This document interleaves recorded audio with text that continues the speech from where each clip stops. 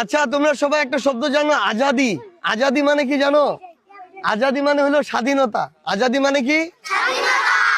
আমরা কিন্তু দেশটা দেখে মনে হয় যে আমরা স্বাধীন, কিন্তু দেশের বাইরের অনেক শক্তি আমাদের স্বাধীনতাটাকে হস্তক্ষেপ করতে চায়, বাধা দিতে চায়।